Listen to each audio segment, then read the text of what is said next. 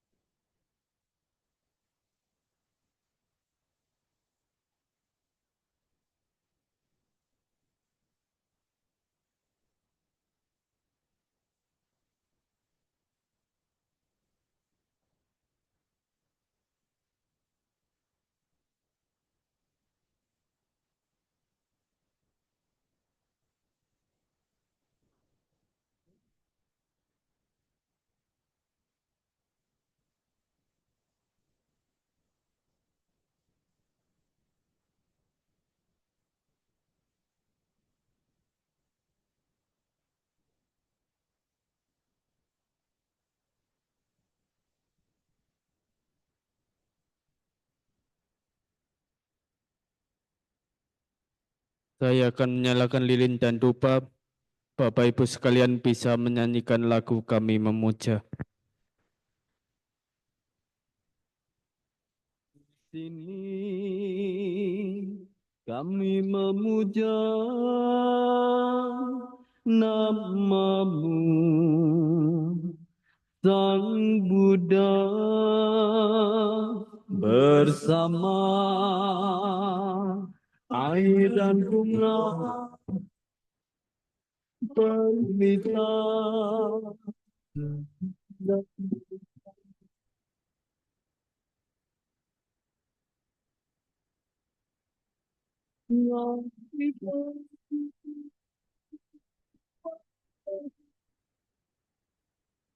yang maha suci dan sempurna, kami berdoa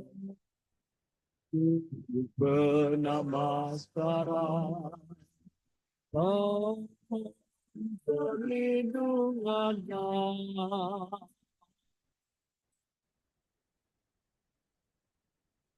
Kami berdoa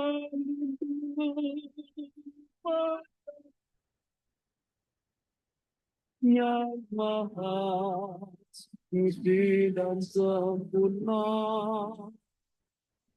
kami mengucap penamaskaran, terpujilah namamu, terpujilah Sang Buddha.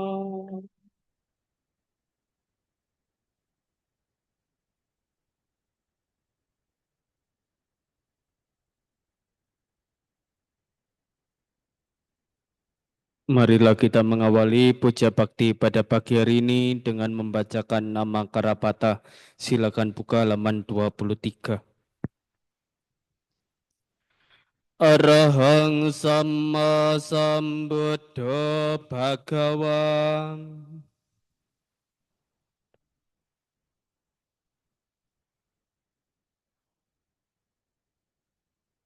Bedang Bhagawantang Abhiwademi.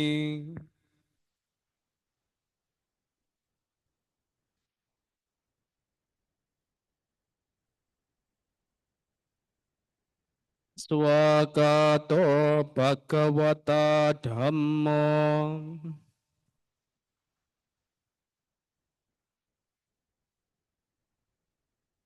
Dhammang Namasami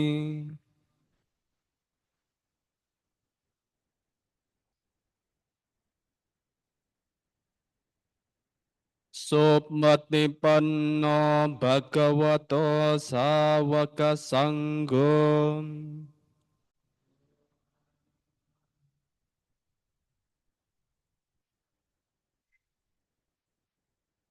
Sanghang Namami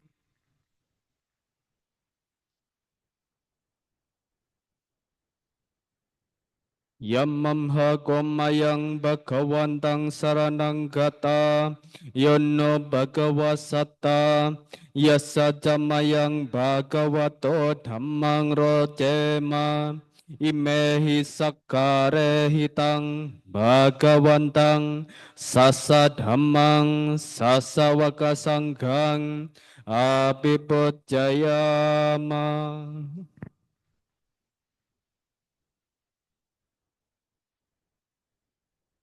Andamayang Buddha Sambhagavato Babbaganamakarang Arumase Namanda Sambhagavato Arahato Samma Sambuddhassa Namo tassa bhagavato arahato samma sambuddhassa.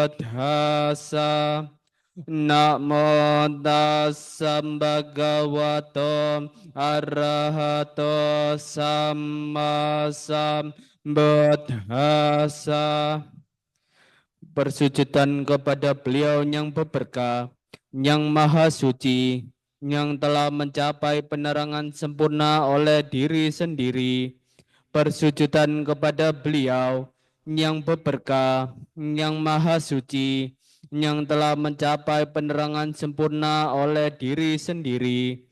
Persujudan kepada beliau yang berberkah, yang maha suci, yang telah mencapai penerangan sempurna oleh diri sendiri.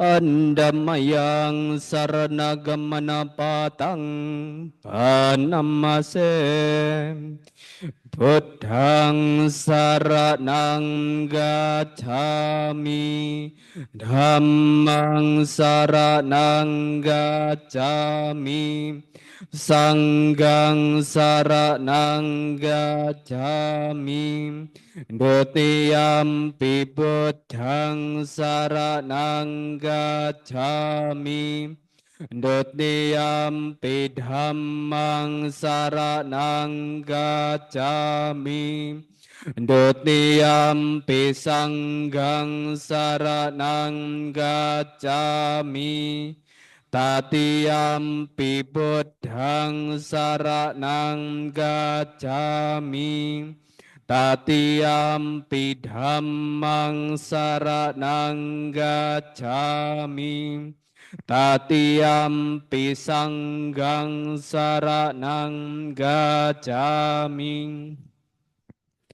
Aku berlindung kepada Buddha, aku berlindung kepada Dhamma, aku berlindung kepada Sangha. Kedua kalinya aku berlindung kepada Buddha, kedua kalinya aku berlindung kepada Dhamma, kedua kalinya aku berlindung kepada Sangha, ketiga kalinya aku berlindung kepada Buddha, ketiga kalinya aku berlindung kepada Dhamma, ketiga kalinya aku berlindung kepada Sangha. Andamayang Pancasika Padapatang Anamase Panatipatang Weramani Sikapadang Samadhiyami Adinadana Weramani Sikapadang Samadhiyami Kamesu micacara Weramani sikap padang samadiyami Musawada Weramani sikap padang samadiyami Surameraya Majapamadatana Weramane seka padang samadiyami. Aku bertekad melatih diri, menghindari membunuh makhluk hidup. Aku bertekad melatih diri, menghindari merampas barang yang tidak diberikan. Aku bertekad melatih diri, menghindari berbuat asusila. Aku bertekad melatih diri, menghindari berucap bohong. Aku bertekad melatih diri, menghindari meminum arak, minuman ragian yang memabukkan, mengakibatkan kelengahan. Silakan buka halaman 31. Andamayang Buddhanusatinayang Karumasem Itim bisa bhagawan arahang sama sambuddha Weja carana sampanno sugato lokawido Anuttara Purisa Dhammasaratim Sattha Dewa Manosanang Buddha Bhagawan Ting. Karena itulah Sang Bhagawa, beliau adalah yang maha suci, yang telah mencapai penerangan sempurna oleh diri sendiri, sempurna pengetahuan serta tindak tanduknya, sempurna menempuh jalan ke nibbana, pengetahu segenap alam, pembimbing manusia yang tiada taranya, guru para dewa dan manusia, yang sadar, yang beberkah. Andamayang Dhammanusatinayang Karumasem Swagato Bhagavata Dhammo Sanditiko Akaliko Ehipasiko Opanayiko pacatang weditabo Winyuhim ting. Dhamma telah sempurna dibabarkan oleh Sang Bhagawa, terlihat amat jelas, tak bersela waktu, mengundang untuk dibuktikan, patut diarahkan ke dalam batin, dapat dihayati oleh para bijaksanawan dalam batin masing-masing.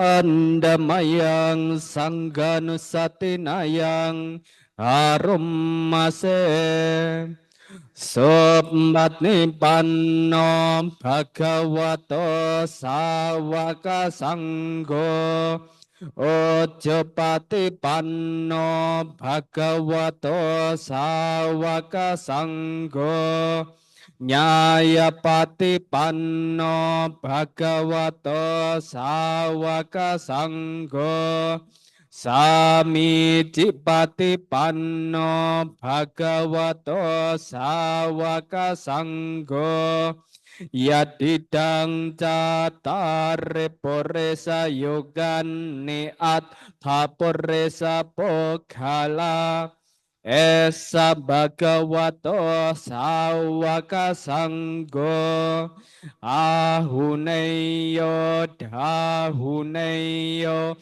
Dakineyo Anjali Karaniyo Anotarang Punya Ketang Lokasam Ting.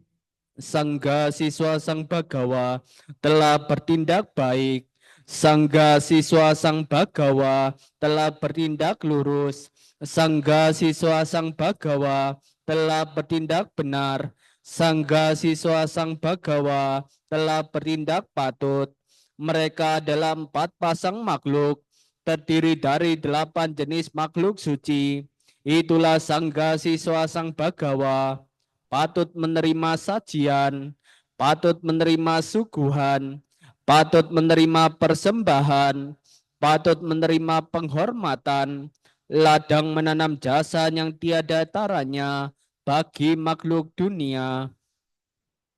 Andamayang saca kiriya gatayo hanamasem nate me saranang anyang Buddha me saranang warang eten nasa jawa jena soti me hoto sambada nati me saranang anyang dhammo me saranang warang eten nasa jawa jena soti me hoto sambada nati me saranang anyang sanggo me saranang warang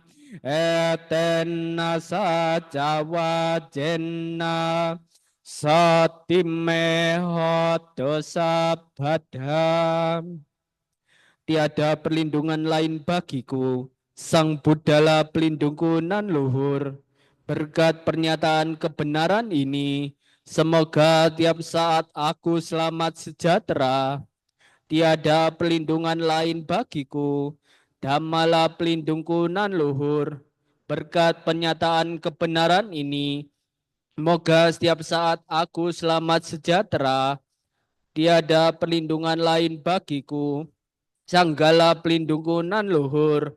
Berkat pernyataan kebenaran ini, semoga setiap saat aku selamat sejahtera. Halaman 42.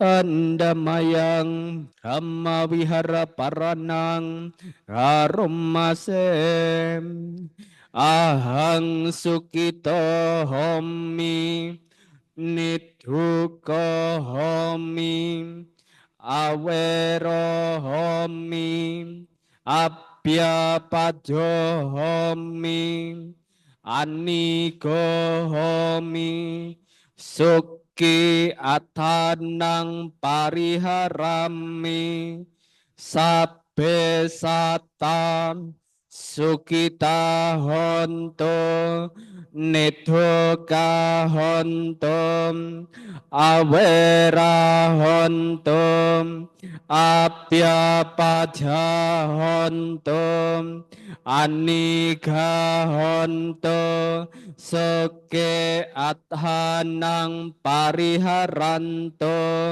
sabbe sata duka pamocanto sabbe sata malada sampatito wigacanto sabbe satam amma sakam kamma dayadam kamma yonim kamma bandhu kamma patisaranam yang kamang karesante kalyanang wa papakang wa tasadayada bhawisante. Semoga aku berbahagia, bebas dari derita, bebas dari permusuhan, bebas dari kegeraman, bebas dari derita jasmani dan batin. Semoga aku dapat menjalankan hidup dengan bahagia. Semoga semua makhluk berbahagia, bebas dari derita, bebas dari permusuhan, bebas dari kegeraman, bebas dari derita jasmani dan batin. Semoga mereka dapat menjalankan hidup dengan bahagia. Semoga semua makhluk bebas dari derita. Semoga semua makhluk tak kehilangan kesejahteraan yang telah mereka peroleh. Semua makhluk adalah pemilik perbuatan mereka sendiri, terwarisi oleh perbuatan mereka sendiri, lahir dari perbuatan mereka sendiri, berkerabat dengan perbuatan mereka sendiri, bergantung pada perbuatan mereka sendiri. Perbuatan apapun yang akan mereka lakukan, baik ataupun buruk, perbuatan itulah yang akan mereka warisi. Halaman 121.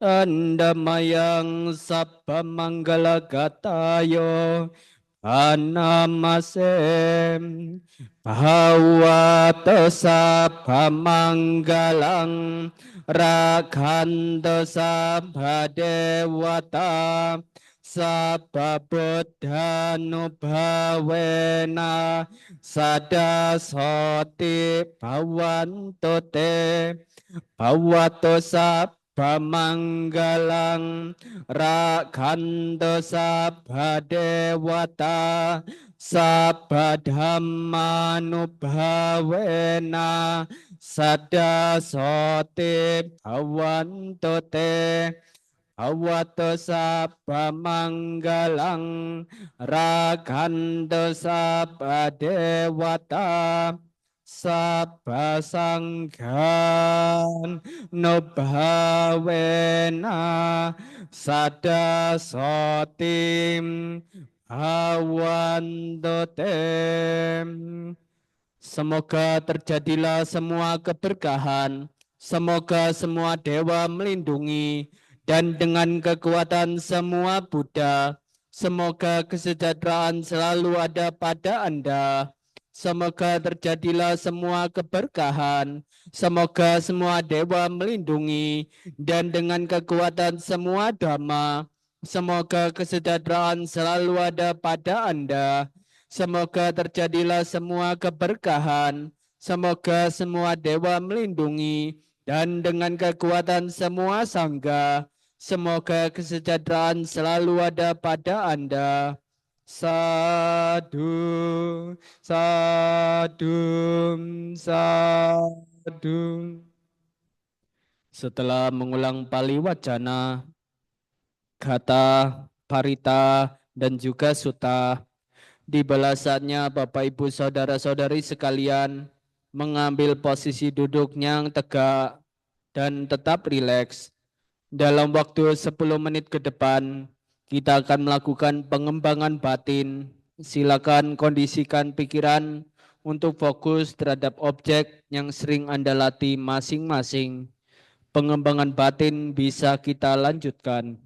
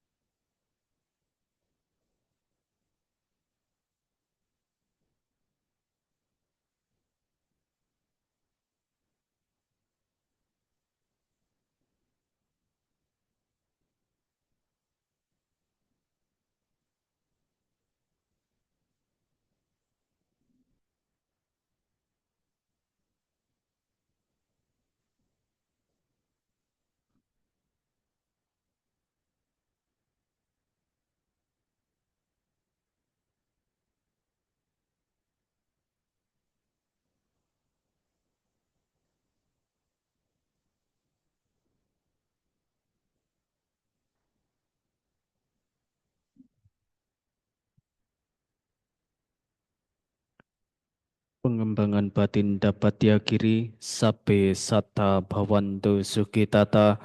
Semoga semua makhluk hidup berbahagia. Sadu, sadu, sadu. Selanjutnya adalah sesi Dhamma Desana. Saya undang Bapak Putu Aryatama untuk bisa memulai Dhamma Desana pada pagi hari ini.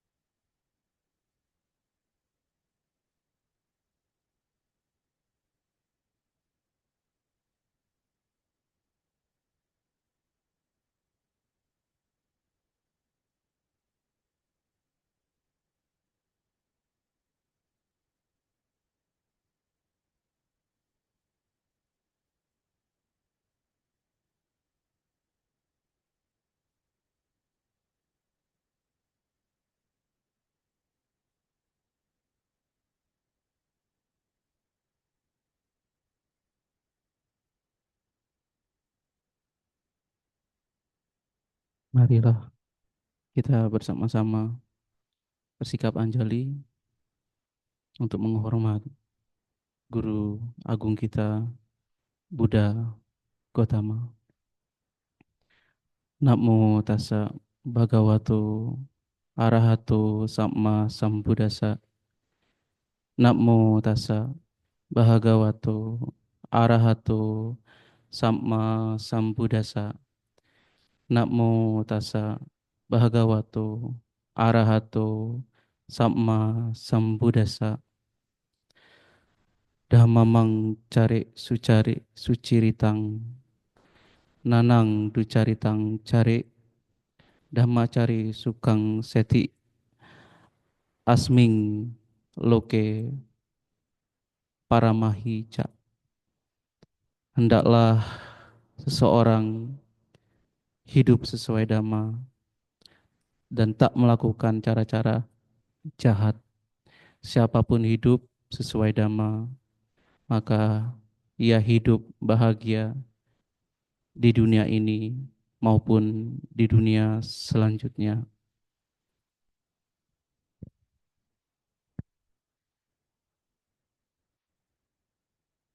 Bapak, Ibu, dan saudara-saudara sekalian, semoga kita selalu diberkahi usia panjang, kesehatan, kesejahteraan, dan cita-cita luhur kita segera tercapai. Saya ucapkan Namo Buddhaya. Sungguh berbahagia kita hadir bersama-sama di minggu pagi yang sendu, yang udaranya nyaman, yang penuh semangat kita menjalankan aktivitas kita sehari-hari. Semoga berkah ini ada pada kita semua. Sadhu. Saya ucapkan terima kasih kepada umat di Wihara Samagi Wirya yang telah memberikan kesempatan yang mulia ini kepada saya. Kita bisa di sini bertemu dan berdiskusi Dharma. Atau dalam hal ini saya ditugaskan untuk memberikan Dhamma Desana kepada Bapak, Ibu, dan saudara-saudara sekalian. Tentunya ini juga menjadi pengingat juga bagi saya bahwa Dharma ini bukan saya yang mewartakan atau membabarkan, tetapi ini merupakan Dharma ajaran Sang Buddha yang akan dan pastinya sudah kita akan praktekkan. Namun eh, pada pagi hari ini eh, saya diminta oleh Romo Jejen untuk memberikan topik, dan saya berpikir topik apa yang sesuai untuk Dhamma Desana di minggu pagi ini begitu. Oleh karena itu, saya mengambil topik tentang jalan Bodhisattva di era modern. Apakah bisa dipraktekkan? Demikian. Itu judul yang saya angkat pada pagi hari ini, Bapak, Ibu, dan saudara-saudara sekalian. Bapak, Ibu, dan saudara-saudara sekalian, kita benar mengetahui bahwa ajaran agama Buddha atau kita sebagai umat Buddha itu diberikan pilihan. Itu sangat betul sekali.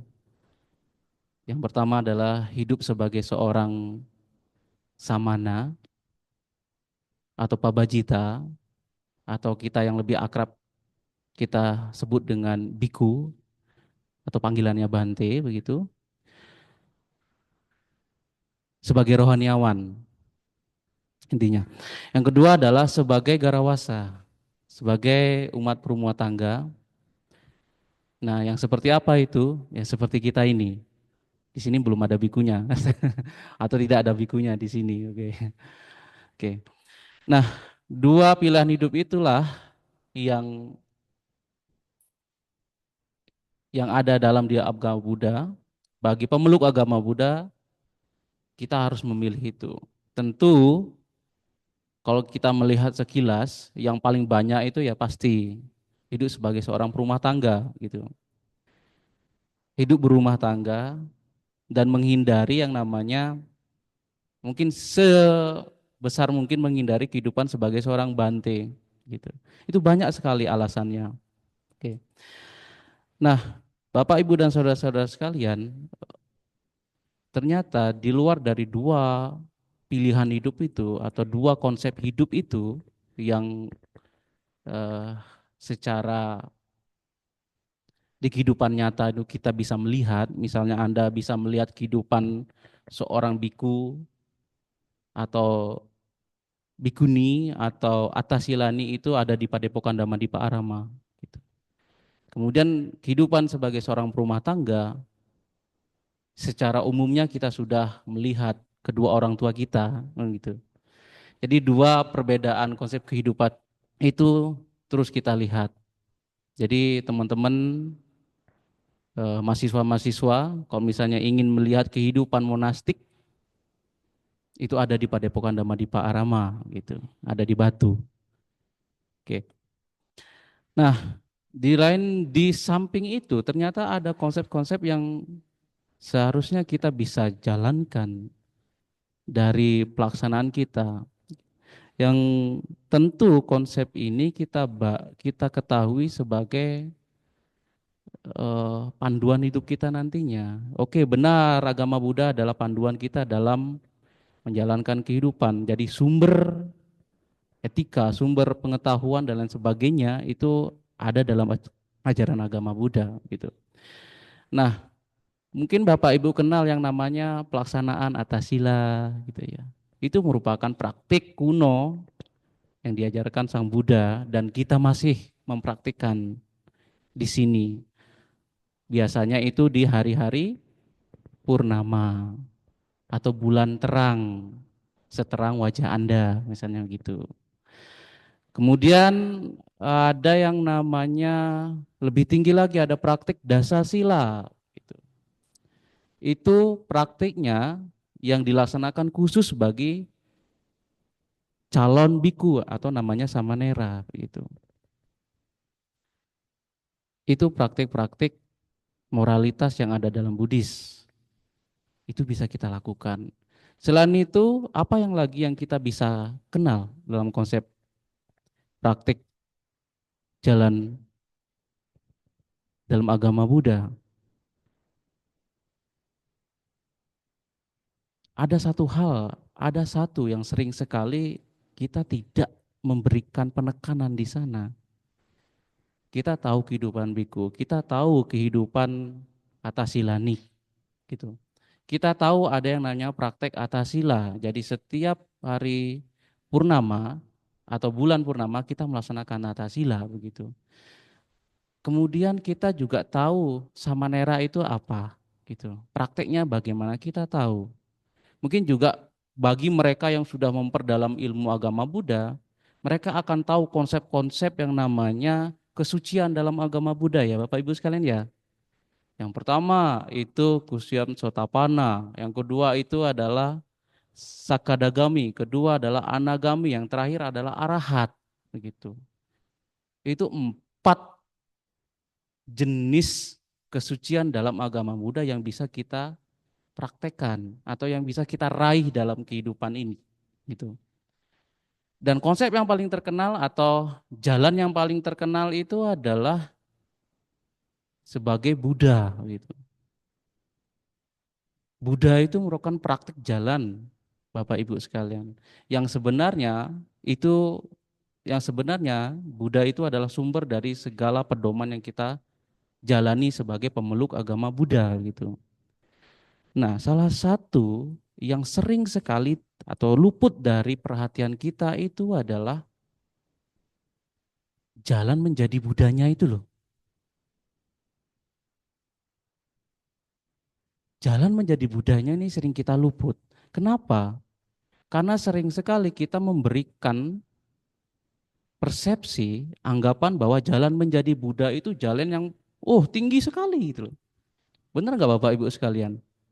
Karena di sana, karena status Buddha itu perfect, sempurna, tanpa celah.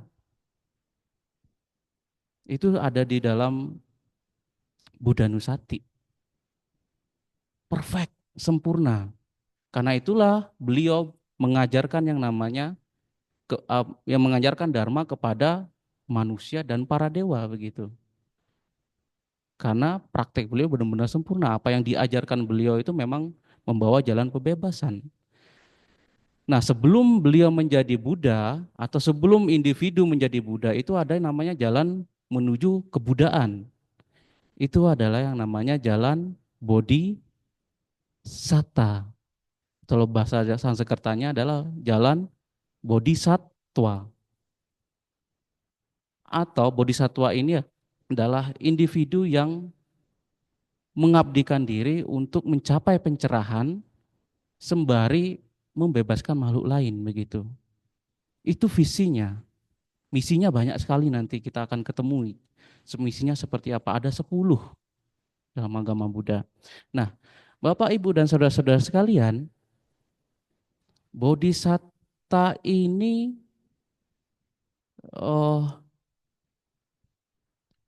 saya katakan sering luput dari perhatian kita, sering tidak dapat penekanan di berbagai ceramah, jarang sekali. Tetapi sebenarnya ini hal yang penting bagi kita bahwa kenapa hal yang penting? Pertama adalah bodhisattva ini siapa sih sebenarnya? Atau apa sih sebenarnya kan begitu? Apakah ini tidak bisa kita jalankan dalam kehidupan ini sebagai manusia?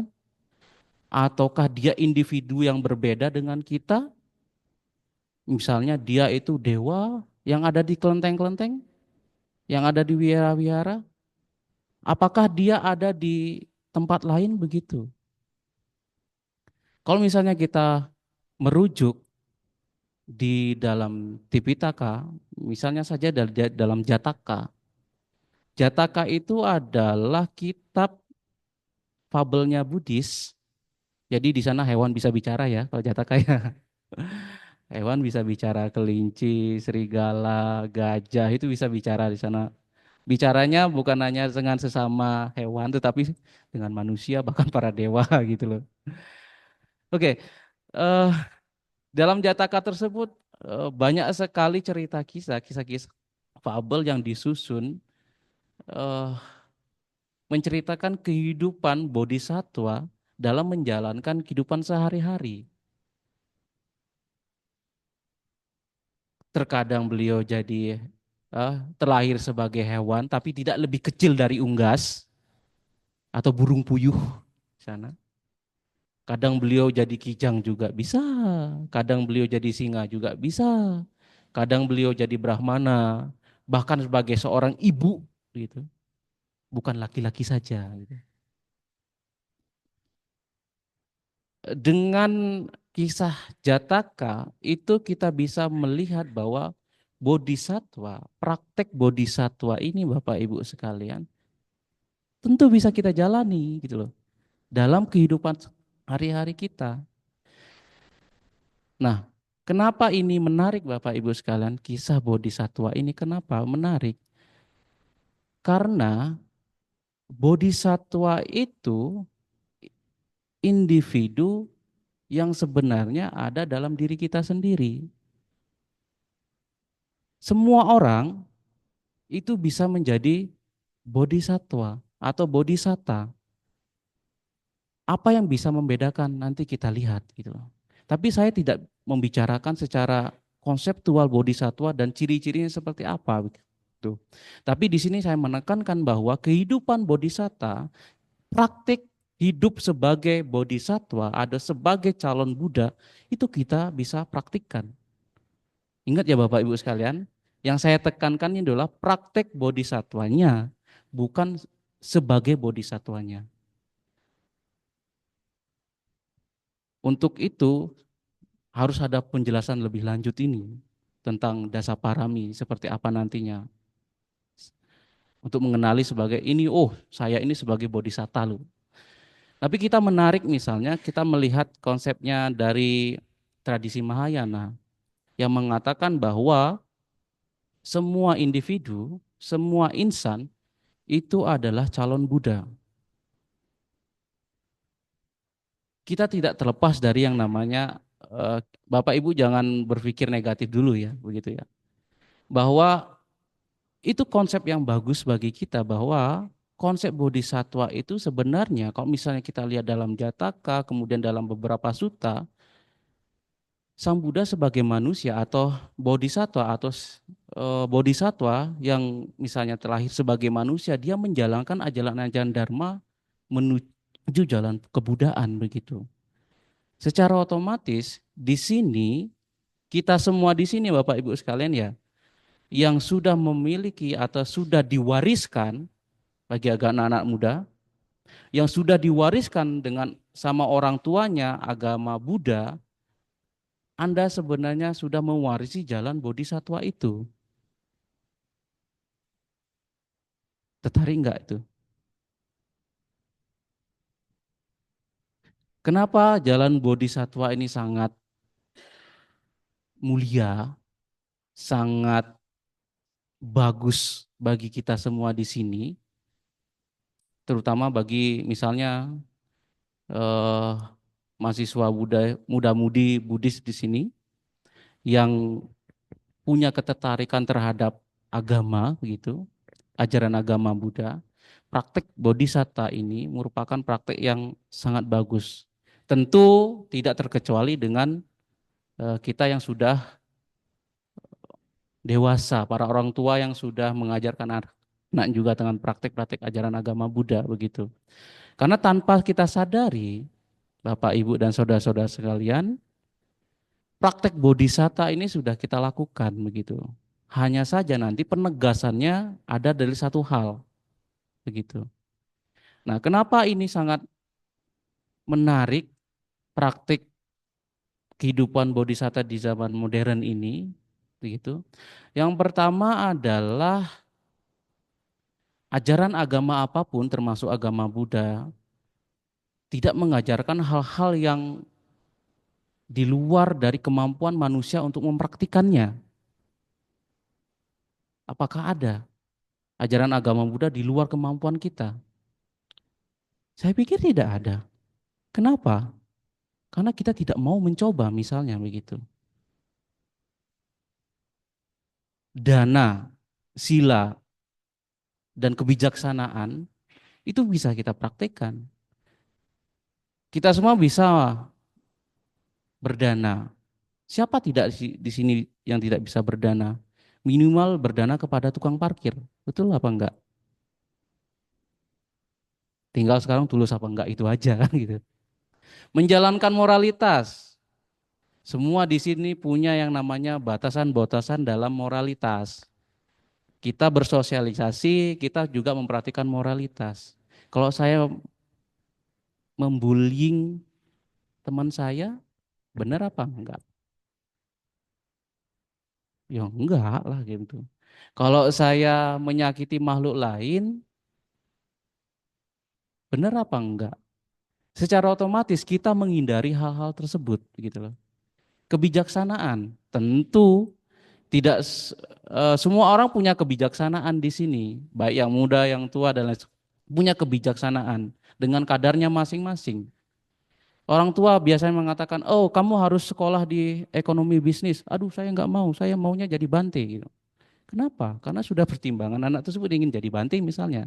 Saya berikan pilihan yang apple to apple aja deh. Siapa di sini yang mau jadi bante? Wah, nggak tahu lah. Semuanya pada lirikan semuanya.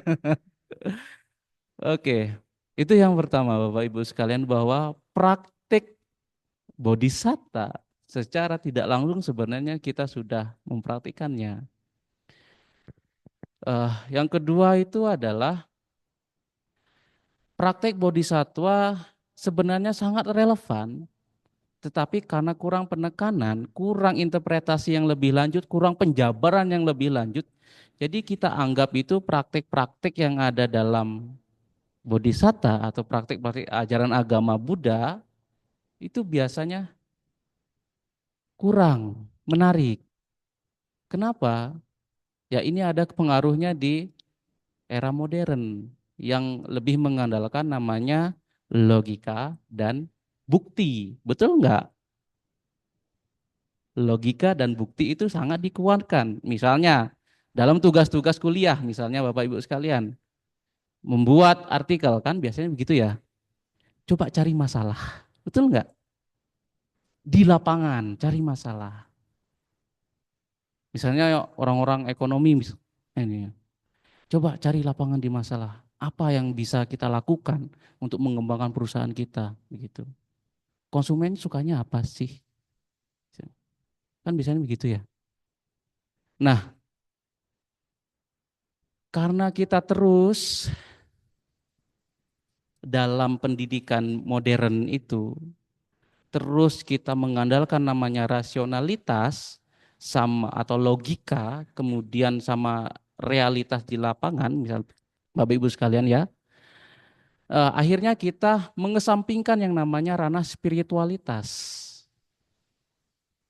Modern itu lebih cenderung Bapak Ibu sekalian mengembangkan yang namanya materialitas. Kemudian yang spiritual itu yang agama lebih mengembangkan yang namanya spiritualitas. Karena yang lebih gampang dilihat, lebih gampang dipelajari adalah hal-hal yang nampak, maka yang materialitas itu sangat-sangat dikagumi. Hasilnya apa?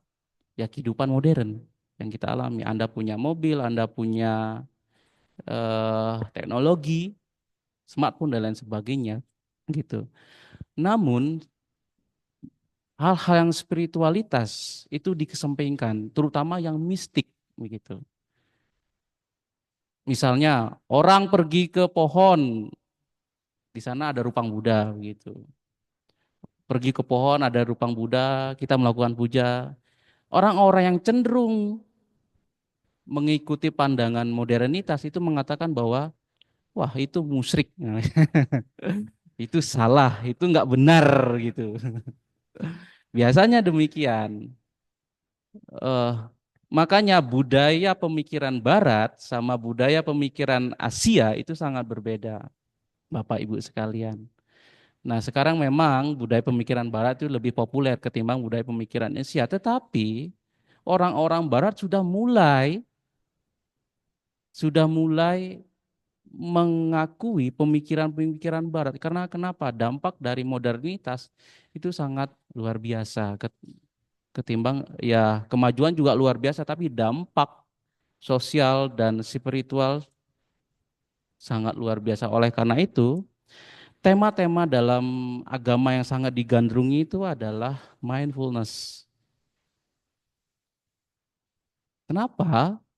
Karena modernitas itu mencoba untuk secara tidak langsung, tanpa Anda sadari, pelan-pelan Anda melihat diri Anda itu di luar begitu. Kebahagiaan yang Anda rasakan misalnya itu adalah atas dasar kepemilikan. Saya memiliki mobil, saya memiliki rumah, saya memiliki wajah yang tampan dan lain sebagainya. Itu yang membuat Anda bahagia, senang, gembira. Tapi ketika Anda tidak memiliki itu, kita kusut gitu. Itu salah satunya. Makanya bagaimana untuk menambah kebahagiaan kita? Terus saja menambah materi terus menerus dan sebagainya. Dan beberapa orang terjebak di sana. Makanya ada namanya eh, budaya konsumtif, budaya hidup bebas dan lain sebagainya. Itu efek lain dari modernitas dan menyampaikan yang namanya spiritualitas. Mereka lupa bahwa manusia ini adalah makhluk yang punya mental, yang punya spiritual. Oleh karena itulah, Bapak Ibu sekalian dan saudara-saudara sekalian, karena kita punya yang namanya mental, punya yang namanya spiritual, kalau misalnya hanya satu saja yang terus dikembangkan tetapi tidak disimbangkan dengan spiritual, maka itu akan menjadi yang namanya ketidakseimbangan dalam hidup kita. Makanya banyak orang stres karena apa? Ketika hartanya tidak ada atau bangkrut, ketika orang yang dicintai itu tidak lagi mencintai dirinya sendiri. Nah, itulah yang membuat kita eh, sering mengalami stres, depresi karena kita lupa terhadap diri kita sendiri. Maka dari itu jalan bodhisatta ini sebenarnya itu sangat penting bagi kita karena dia bukan hanya sekedar bodhisatwa ini mengembangkan diri kita dalam konteks misalnya kita harus kaya, karena kaya kita bisa berdana, kita harus menjaga moralitas, dengan moralitas kita eh, menjalani kehidupan ini dengan tentram, kita harus memiliki pemikiran yang bijaksana, karena dengan bijaksana ini kita terhindar dari pandangan-pandangan yang keliru, yang menjerumuskan kita dari hal-hal yang tidak baik, begitu. Oleh karena itu, jalan bodhisatta ini sangat penting bagi kita. Itu yang kedua, bahwa jalan bodhisatta ini bisa mengarahkan kita, menyeimbangkan hidup kita dari pandangan-pandangan yang terlalu di luar kemampuan kita, sehingga kita bisa memandang diri kita ini sebagai makhluk dua hal. Yang pertama adalah kita makhluk fisik, punya fisik. Yang kedua adalah kita adalah makhluk yang punya mental, yang punya batin, yang perlu diisi juga, begitu. Itu yang kedua. Nah, Bapak Ibu sekalian, saya sudah menjelaskan kenapa menariknya jalan bodhisatta ini. Karena misalnya kita jalan arahat, sotapana itu ada satu underline yang biasanya membuat kita menjadi momok itu adalah apakah kita bisa mencapai kesucian di pada kehidupan saat ini kan begitu ya. Itu momok yang paling ditakutkan ketika kita membicarakan tentang kehidupan spiritual yang ranahnya kesucian. Betul nggak Bapak Ibu sekalian? Apalagi mereka yang tidak mempelajari agama Buddha lebih mendalam, bahkan belum mengetahui bahwa ranah-ranah spiritual itu bukan berarti mistik begitu. Memang jalannya mistik, ada yang mistik, tetapi bukan mistikal seperti tahayul begitu. Lah karena itulah Bapak Ibu sekalian, misalnya kesucian Sotapana. Wah, kalau misalnya dalam kitab sucinya itu sangat susah sekali, apalagi sampai dengan arahat begitu. Tapi dengan jalan bodhisattva ini sebenarnya, atau bodhisatta ini sebenarnya kita, eh, kalau misalnya saya mengambil dari Mayan ataupun kitab-kitab Tipitaka Pali, bahwa kita sendiri ini merupakan insan yang nanti bakal menjadi Buddha begitu. Buddha itu dalam tanda artian yang seesensialnya adalah orang yang sadar begitu. Orang yang memahami dengan pengertian yang benar, dan orang yang mampu mengelola kehidupannya antara material dan spiritual begitu. Oleh karena itu jalan bodhisattva ini saya pikir sangat relevan bagi hidup kita di dunia modern begitu.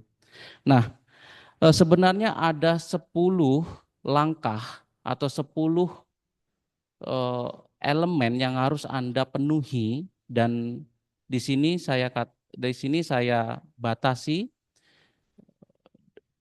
Di awal saya mengatakan bahwa saya batasi tidak membahas 10-nya ini, tetapi lebih kepada penekanan praktik kehidupan bodhisattva itu bisa kita lakukan di kehidupan modern saat ini. Yang pertama adalah Anda harus kuat melaksanakan yang namanya dana, yang kedua adalah sila, nekama atau pelepasan, yang keempat adalah panya, yang kelima itu adalah wirya, yang keenam itu adalah kanti atau kesabaran. Tadi wirya itu adalah semangat, yang ketujuh adalah saca, yang kedelapan saca itu adalah kebenaran, yang kedelapan itu adalah aditana atau tekad, yang kesembilan itu adalah meta atau cinta kasih, yang kesepuluh adalah UPK atau keseimbangan batin. Dari sini, dari 10 parami yang menjadi misi dari bodhisatta, adakah yang dari 10 ini berunsur mistis? Adakah yang berunsur mistis? Mungkin kalau pakai slide kita bisa ya, lebih gampang gitu ya. Nah, dari 10 parami ini bisa dilaksanakan. Sangat bisa dilaksanakan. Namun bedanya dalam bodhisatta ini, kita tahu yang namanya dana, sila, panya. Itu sering sekali diajarkan begitu. Terutama kaitannya dengan apa namanya? Kehidupan moralitas, kehidupan kedermawanan dan kebijaksanaan begitu. Namun yang membedakan di sini adalah praktik bodhisattva itu menekankan yang pertama tekad, aditana. Kekuatan tekad ini, tekad itu merupakan kekuatan yang jarang sekali orang lihat begitu. Jarang sekali orang perhatikan gitu. Misalnya kita tidak punya tekad, misalnya di sini para mahasiswa misalnya tidak punya tekad untuk lulus kuliah, dia nggak akan lulus gitu loh. Betul nggak? Pengurus wihara kalau nggak punya tekad mengembangkan wihara, wiharanya akan berkembang. Begitu ya. Siapa lagi di sini? Ibu-ibu nggak punya tekad untuk membesarkan anaknya dengan kualitas yang baik, anaknya juga akan nggak keluar dengan atau nggak punya kemampuan yang luar biasa begitu.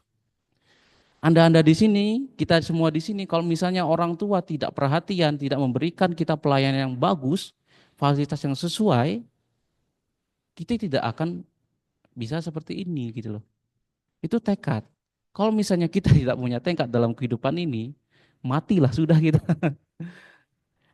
Maka dari itu Bodhisattva sampai berani mengorbankan dirinya dimakan oleh singa karena tekadnya ini. Salah satu kisahnya itu.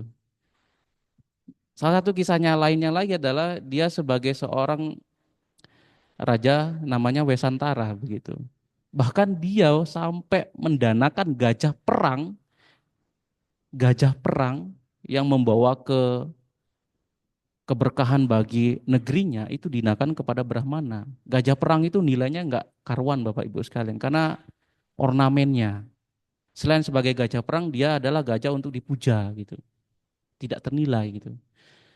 Dia punya istri didanakan.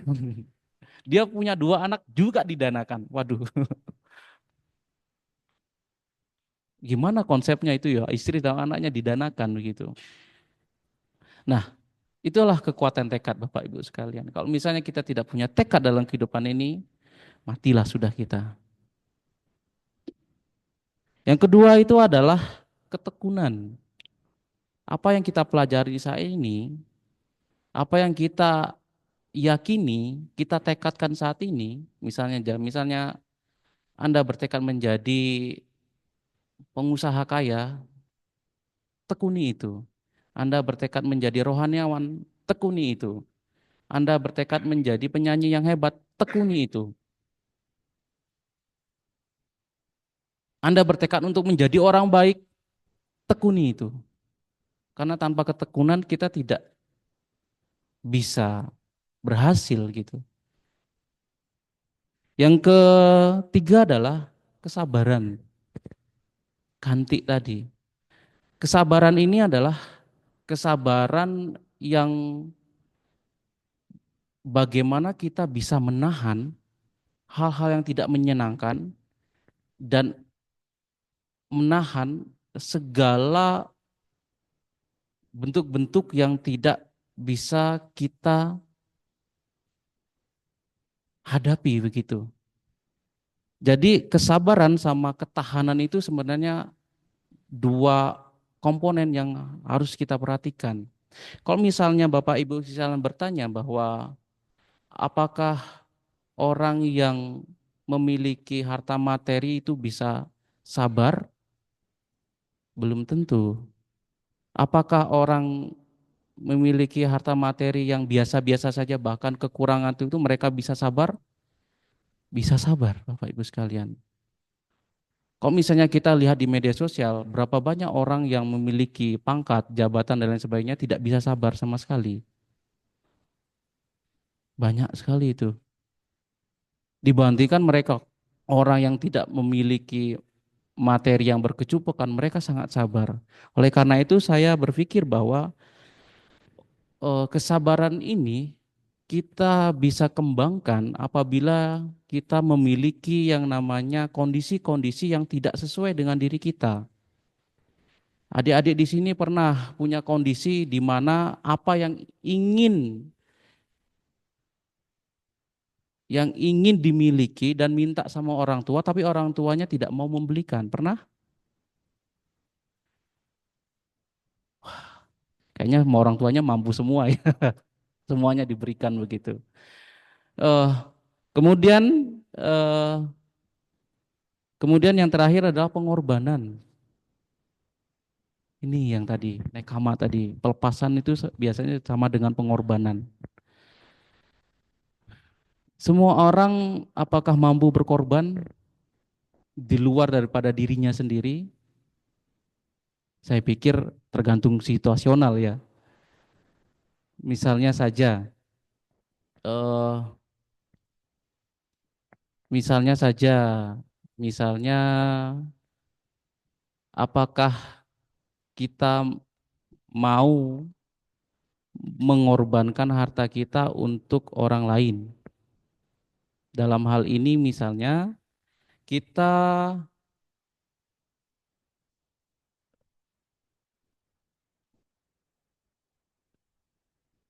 kita mau nggak menyelamatkan orang yang sedang kesusahan dengan dan benar-benar orang tersebut akhirnya keluar dari penderitaan misalnya. misalnya dalam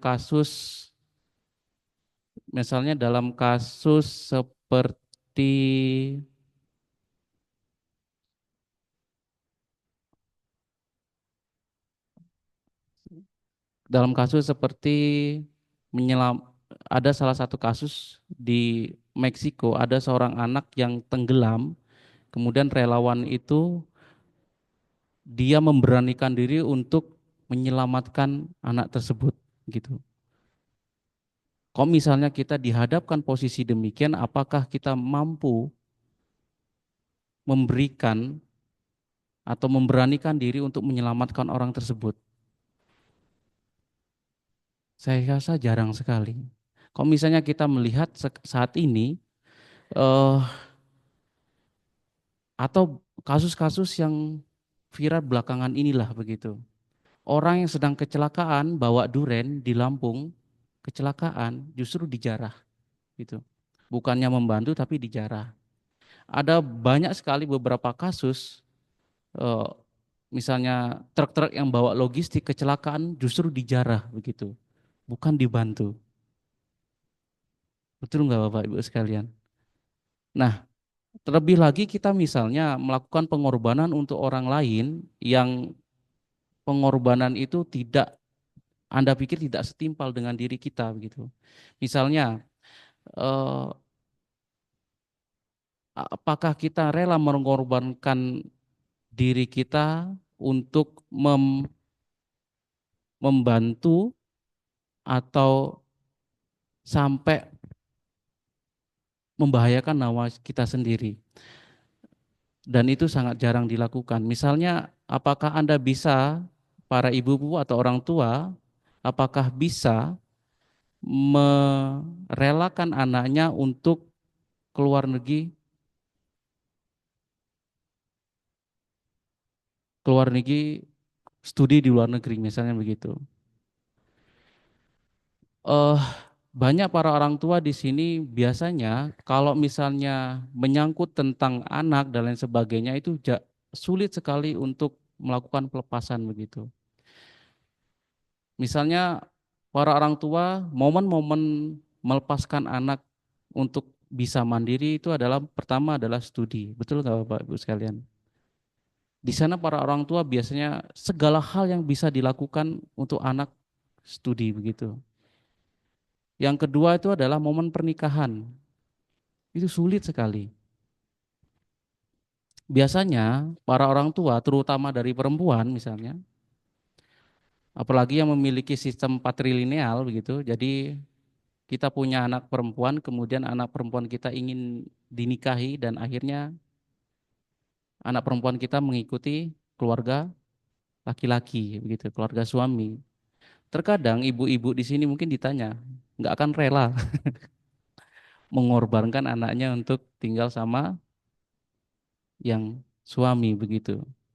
Nah, itulah Bapak Ibu sekalian, kesiapan mental yang harus kita siapkan apabila kita ingin mempraktikkan jalan yang namanya bodhisatta. Dana sila samadhi kita bisa melakukannya, tetapi apakah kita bisa mempertahankan yang nama tekad, kemudian ketekunan, kesabaran, dan pengorbanan. Karena dalam pengorbanan ini, salah satu yang paling berat Bapak Ibu sekalian adalah mengorbankan nyawa kita untuk orang lain. Itu yang paling berat. Itu yang paling berat. eh itu yang misalnya contoh paling kasarnya begitu. Bapak Ibu sekalian pernah ketindihan nggak? Ketika tidur itu justru melihat makhluk lain gitu loh.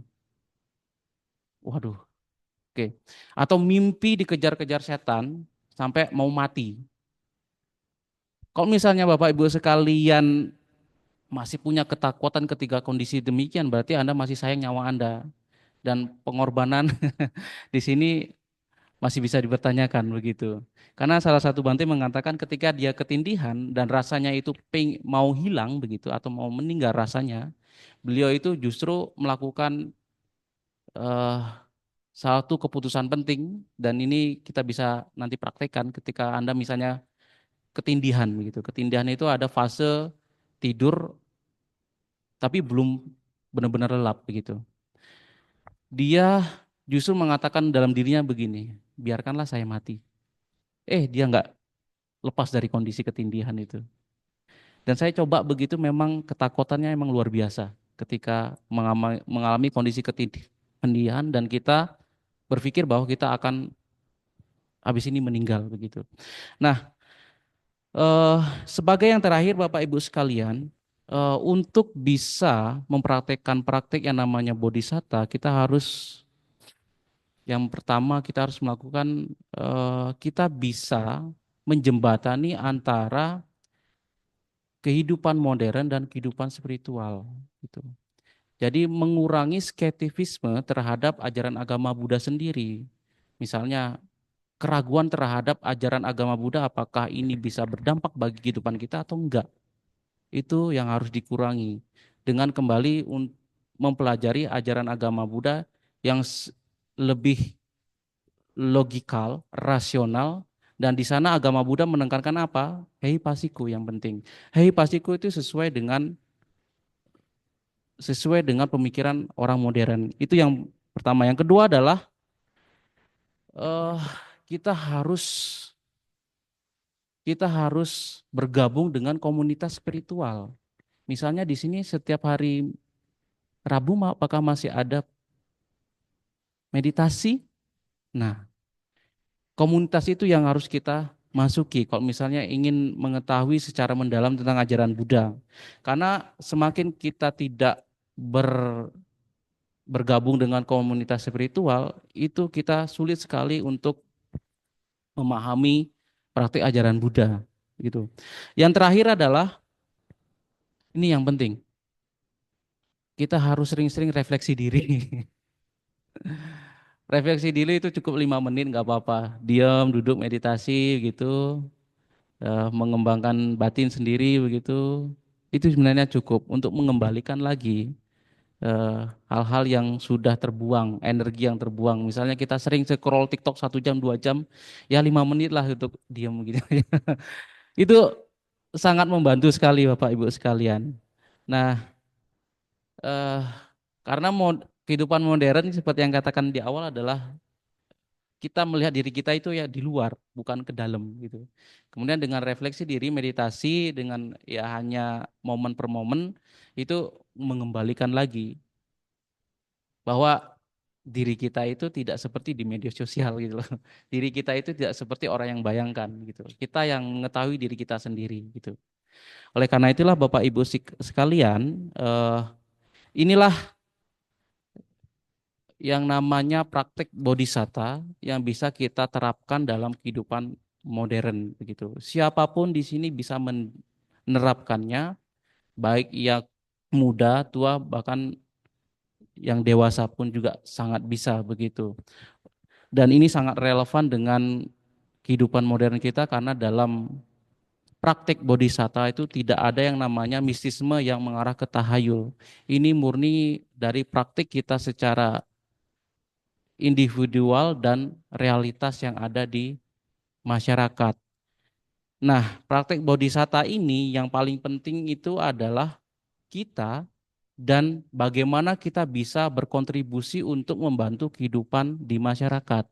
Selama manusia masih memproduksi anak, selama itu pula praktik bodhisatta itu bisa dijalankan. Kecuali manusia sudah berhenti memproduksi anak, selama itu pula praktik bodhisatta itu bisa berhenti juga begitu. Nah, demikian yang dapat saya sampaikan. Semoga eh, Damasena tentang praktik bodhisatta di kehidupan modern bisa kita terapkan dalam kehidupan sehari-hari sehingga kita bisa bermanfaat bagi diri kita sendiri dan bagi orang lain. Demikian yang dapat saya sampaikan. Sabe sata bahun sikitata, semoga semua makhluk berbahagia. Sadu, sadu, sadu. Anumodana atas dhamma desana yang telah disampaikan oleh Bapak Putu Aryatama. Semoga menambah pengetahuan dan semangat bagi kita semua.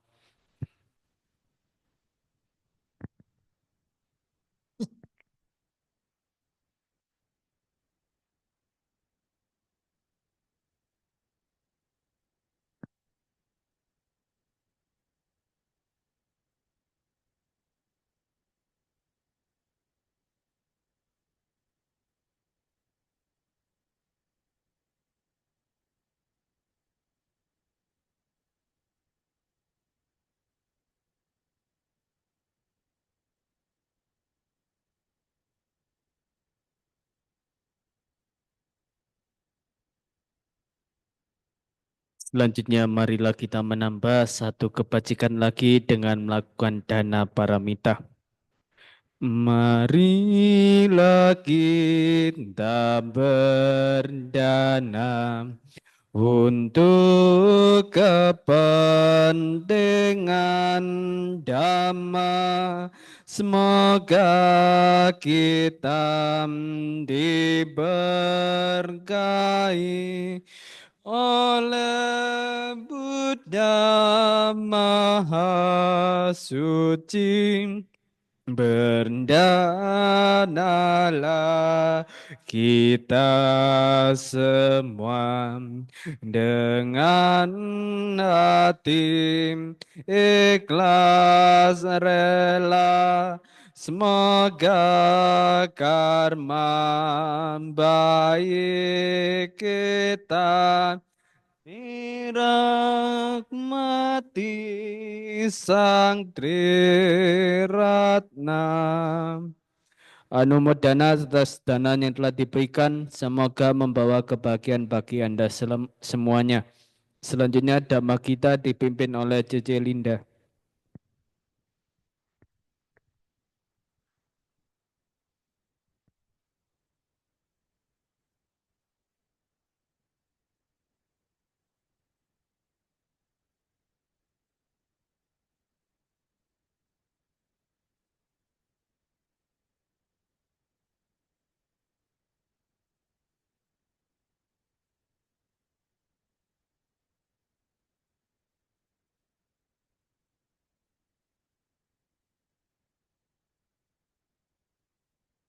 Kita melakukan dhamma kita ya. Kita menyanyikan lagu Hipna sama Kiwirya aja ya. Pakai musik atau enggak ya? Pakai musik atau oke. Nanti selanjutnya kita mau mempelajari lagu-lagunya Bante Giri Rahito ya. Itu bagus-bagus sekali sebenarnya lagu-lagunya. Mungkin tiap minggu bisa ya. Kita nyanyikan lagu Hipna dulu. Hipna sama Kiwirya. Tanpa musik ya. Kita belajar dengan suara yang keras. Ya. Pasti sudah bisa semua kan? Ya. Ya. 1, 2, 3. Bersatu sehati kita melangkah, dibimbing oleh Dhamma Sang Buddha. Terdengar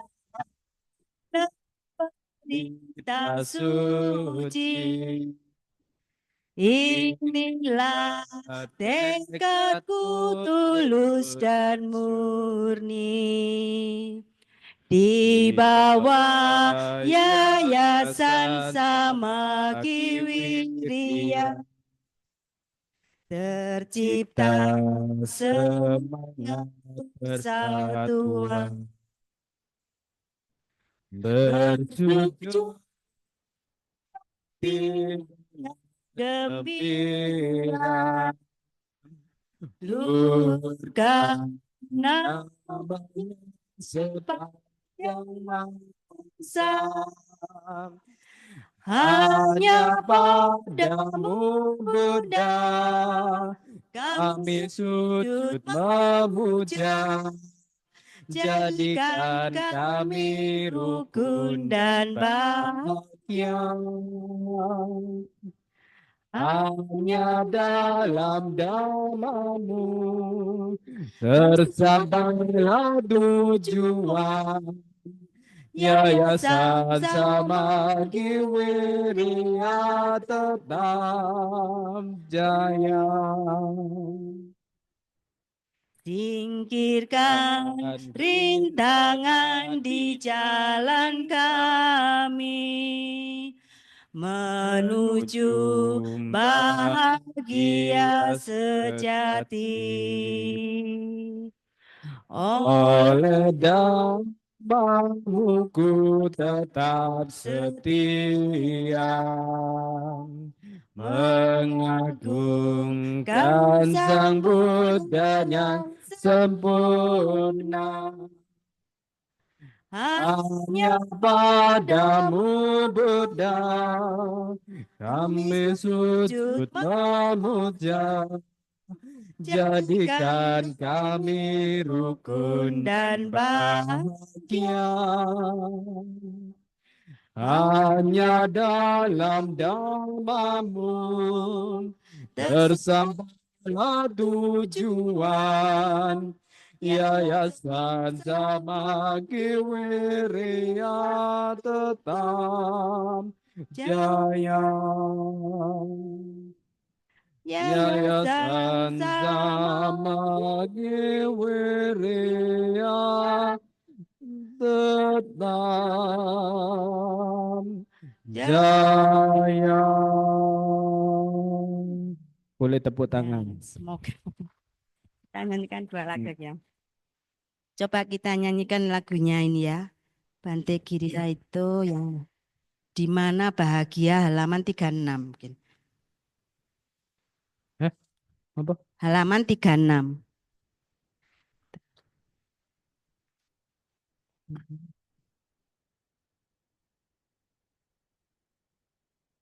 Ya. Ini lagu ini pernah dinyanyikan sama penyanyi Delon. Dulu waktu wasa 20 wasanya 20 Bante Sadawiro mungkin sama Delon. Banyak yang bisa nih pasti yang tua-tua. Ya kita coba ya. Hah? Masih muda-muda ya. 1, 2, 3. Lama telah ku mencari berkelana kian kemari, di mana gerangan di kau, duhai bahagia.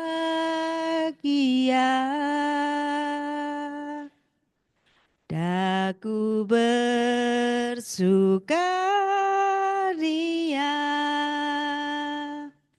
berpesiar ke taman sari,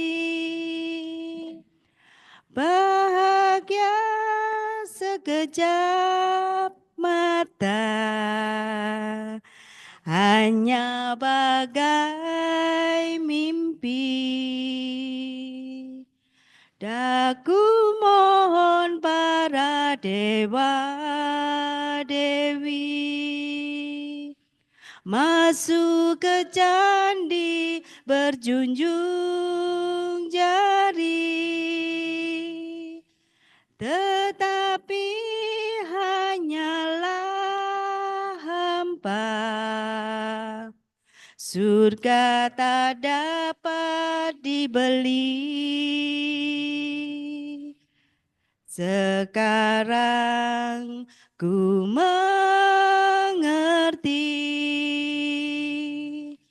bahagia di dalam hati, di mana sang nafsu lenyap, di sana bahagia. Betul ya? Mungkin kita belajar lagi ya. Mungkin mau lagu apa lagi? Sudah?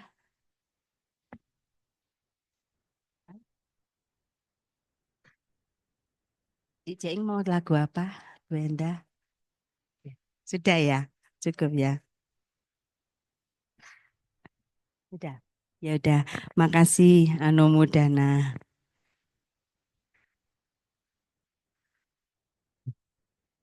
Ya, terima kasih Cece Linda atas sudah mengajari lagu-lagu Buddhis di sini ya.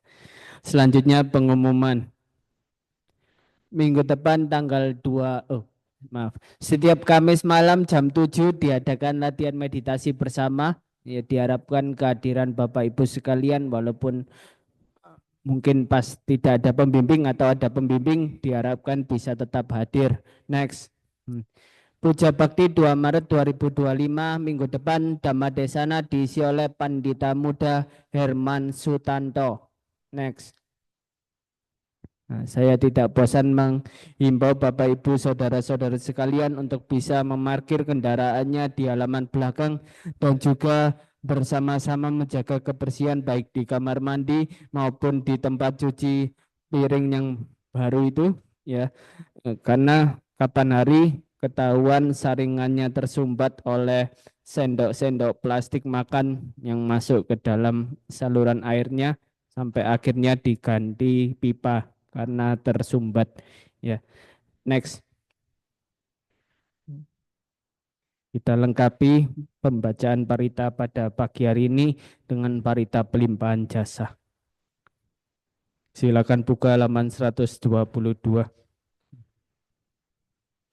Andamayang batidhanang karumasem punya sidani katasa ya nanya ni kata ni me tesang jabakino honto satananda pamanaka ye piya gunawanta ca mai hang mata pita dayo dita meca pyaditawa anye majata werino sata tetanti lokasming te bumma catuyonika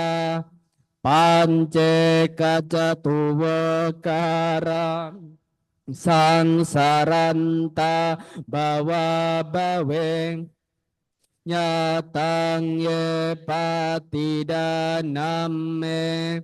anumodantu te sayang ye cimang napajananting dewa te sang niwedayung maya dinana punyanang anumodana hetuna sabbe sata sadahontum awera sugajiwino kemam badan capapontum pesa sejatang subham.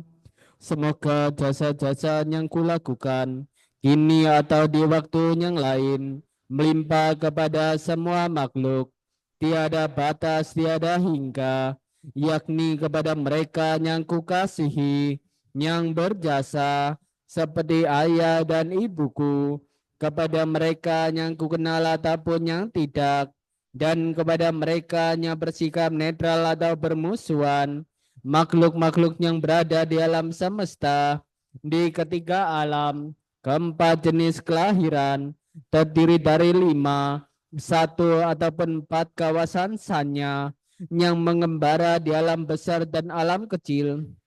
Atas pelimpahan jasaku ini, semoga mereka yang mengetahui turut bersuka cita. Bagi mereka yang tidak mengetahui, semoga para dewa memberitahukannya. Bergat turut bersuka cita atas jasa-jasa yang kulimpahkan ini. Semoga semua makhluk senantiasa bebas dari permusuhan serta hidup dalam kebahagiaan. Semoga mereka mendapatkan jalan kedamaian. Semoga cita-cita luhur mereka tercapai. Sadu, sadu, sadu. Kita tutup dengan nama Karapata.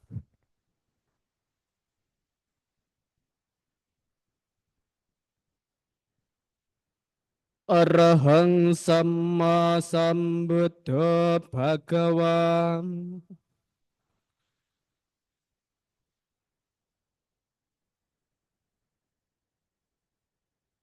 Buddhang Bhagawantang Abhiwadami.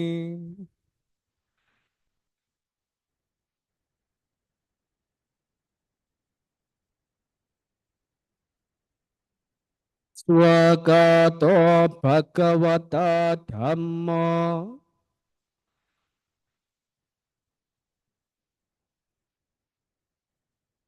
Dhammang Namasami.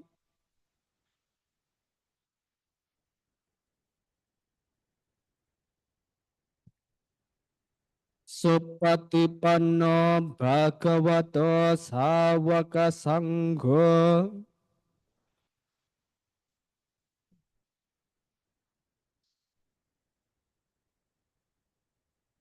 Sanghang Namami.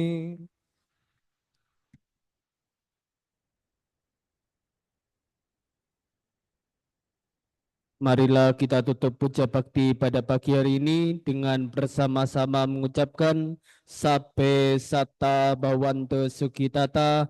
Semoga semua makhluk hidup berbahagia. Sadu, sadu, sadu. Buddha Nupawena Soti Hontu. Nanti jam 11.30 dimohon kehadiran Bapak Ibu pembina, pengawas dan pengurus Yayasan Samaki Wirya karena ada rapat. Terima kasih.